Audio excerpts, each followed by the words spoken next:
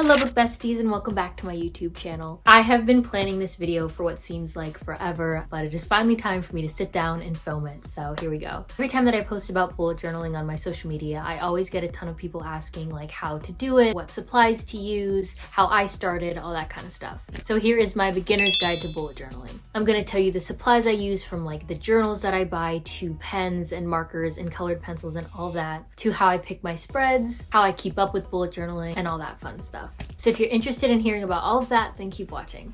I have been bullet journaling for 4 years. I started in 2021, and ever since then, I just kept a journal every single year. I love to set up the spreads. I love to come up with different creative ways to do things, and it's just really fun. But I also know that bullet journaling can be so kind of intimidating to start because you need a lot of supplies, you need a lot of motivation to keep going, and at times it gets really overwhelming. But I feel like I found a way to keep it really simple, really minimal, because I'm also a full-time college student, so I don't have like a lot of time to like create these like delicate, intricate maximalist spreads. So to start off, I'm going to start talking about supplies. So the journal that you use, I feel, is very important, especially if you are using certain types of mediums. So for example, if you are using markers, you're going to want like a little bit of a thicker paper, because when you're using markers, it's going to bleed through onto the next page, and then you're not going to be able to use the back of the page. I know that some people for bullet journaling use like lined paper, they use graph paper or dotted. I personally prefer dotted paper. I feel like it looks the cleanest. Whenever I'm making my bullet journal, I am always counting dots as well. Like if it's a square and it's like a 4x4 dot, like that's kind of what I use it for. Every journal that I have is like a completely different brand. I believe that it is like 160 GSM. That's like the thickness of the paper. I tend to go towards that. I use a lot of markers and I use a lot of gel pens, and I feel like that doesn't lead to any ghosting or shadows like through the other side of the page. The first journal that I ever used is from Notebook Therapy, and this one was a little bit pricier. I believe that it was a Christmas present, and I really like this journal. It has a flexible kind of cover. I tend to like the stiffer covers because I feel like they're more durable, but for a first bullet journal, I loved it. Also, I recommend getting one of these enclosures to keep it closed, because a lot of the times, this one is not a very good example, but a lot of my other journals, they kind of, since I put a lot of paper inside of them, they tend to get a little bit thicker and chunkier, so then they kind of stay open. So it's always good to be able to like close it up. My bullet journal from 2022, I got this one from Barnes & Noble. I am very picky with my paper type, and all of these are pretty thick paper, but this paper had a little bit more of a yellowish tint. And comparing both of the papers, I tend to prefer the white because I feel like it looks better with other colors, but I also have seen a bunch of beautiful spreads using like more of like the yellow pages. My journal for 2023 was from Amazon. It had rose gold sprayed edges with like little stars drawn on it, and I've never had a bullet journal that had like those pretty sprayed edges. It also was the perfect combination of like that really hard cover while also still kind of having like that soft leathery feel. And this is my journal for 2024. Out of all of them, this one is my favorite. I have never had kind of like a fabric journal before, but I think that it is so sleek and it's so pretty. It also comes with a little pen holder, and it has the enclosure that I was telling you guys about. Also, having built-in bookmarks is really helpful when you're trying to flip through the different spreads. It's really easy. Moving on to pens. I go through a bunch of different phases with pens. I will love a pen one second and hate it the next, but these are the ones that I usually use. I use the Zebra Sarasa Mark-On pens, and they are a gel pen. This really just depends on what you prefer. I love pens that have like more of like a fine tip. I know a lot of people like ones that have thick tips. This one is a 0.5, and I would say it's pretty thin. I am not 100% sure what the name of this pen is. I think that it's referred to as like a rollerball pen. I used to use these religiously like maybe 2 years ago. I kind of don't use them as much now. I feel like they're really good for outlining, but I don't really like to write with them because I kind of feel like they're a little bit messy. And another pen that I like to use when I'm trying to get a little bit of a thicker line is this Sharpie S Gel. This one is 0.7. It's really smooth. It has really prominent ink, and I like it. Now on to markers. So I mainly use the Zebra Mild Liner. They have a double tip, so this tip is a little bit thicker and this tip is thin. They come in a bunch of colors. I have gotten mine from Michaels, from Amazon, all over the place. They don't seep through the pages, which is really good. The only downside is that some of the colors aren't as vibrant as I would like, but they're still amazing.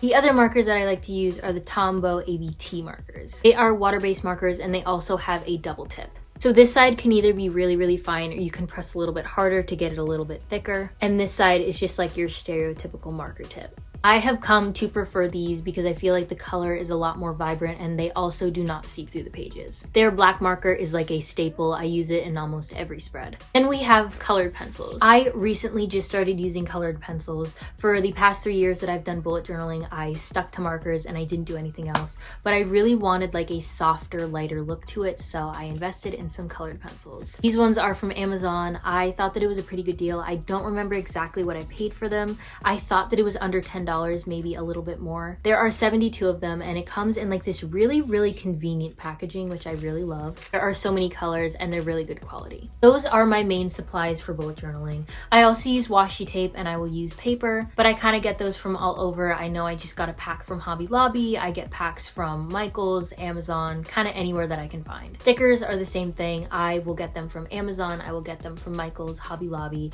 really anywhere that I can find that has like the most inexpensive products. Now that we've gotten through all of the supplies, I'm going to talk about how to kind of maintain your bullet journal. What I've noticed that has helped me tremendously while doing bullet journaling is not comparing myself to the gorgeous spreads that are on Pinterest. Like when you look for inspiration, remember that you're just looking for inspiration. The people that you see on there that are making these gorgeous spreads, they've probably been doing it for years and your first time is not going to come out perfect.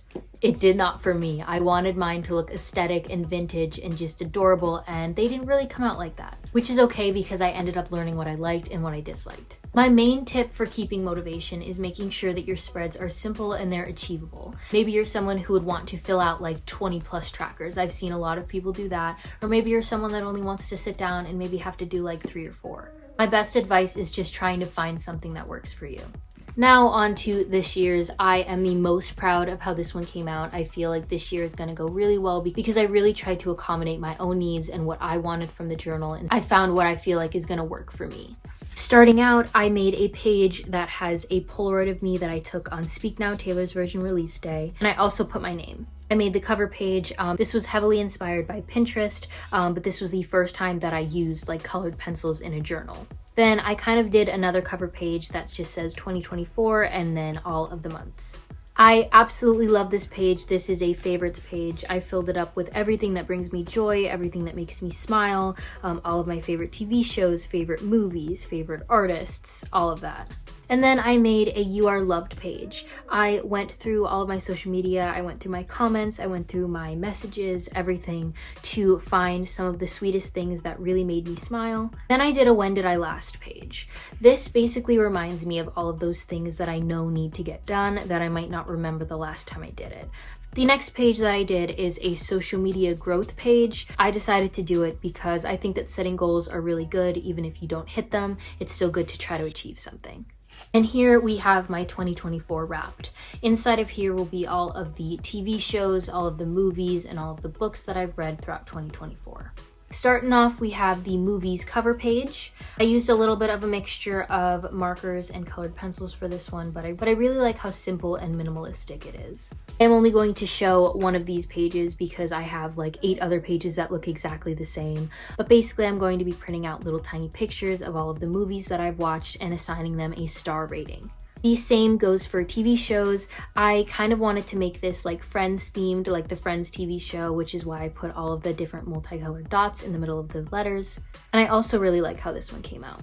Much like the movies, I decided to set this up the exact same way. And next we have the books. Also a really big fan of how this spread came out as well. I love that I'm able to incorporate stickers along with paper and markers and colored pencils. And the same goes for here. I'm going to be printing out little tiny pictures and assigning each book that I read this year with a star rating. And right after that is the Song of the Month spread.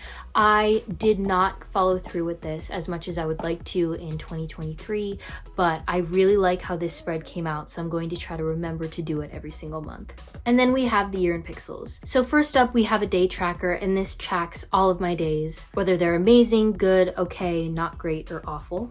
Then we have a mood tracker with all of the different moods. I love how these spreads come out at the very end because it's really fun to see all of the pixels all colored in. Then I have a pain tracker, and then I have a period tracker. Next up, we have the monthlies. First up, we have January, and I decided to go with a little pink, really cute bow theme. Then I decided to track all of my habits, so I have a reading, working, school, content, journaling, and crying tracker. Then I have my expense tracker, I have pages read, and a monthly TBR. I found this really adorable mason jar stamp at Michael's, so I thought that it would be perfect to create a little monthly TBR jar. I also love doing weekly reading blogs, so I feel like having like a pages read page is perfect. And that is all I did for January. Then we have February. This one is set up the exact same. We have the habit trackers for all of the same habits. We have the expense tracker, pages read, and monthly TBR. That is as far as I got with my 2024 journal. I am still actively journaling every single day. My semester ends at the end of April, so I would love to have all of the spreads done through April, just so I don't have to worry about it. But yeah, those are all of my spreads. So to conclude my beginner's guide to bullet journaling, basically just do what feels comfortable to you. If you aren't an artist, maybe you can use more pictures, you can use stickers, you can use washi tape. If you're someone who loves to draw, maybe you can incorporate more of your art inside of it. Whatever you do, it's going to be perfect for you because you made it. I will try to leave all of the links for the products that I mentioned in the description box down below. And if you have any other questions or anything that I might have missed, comment them down below.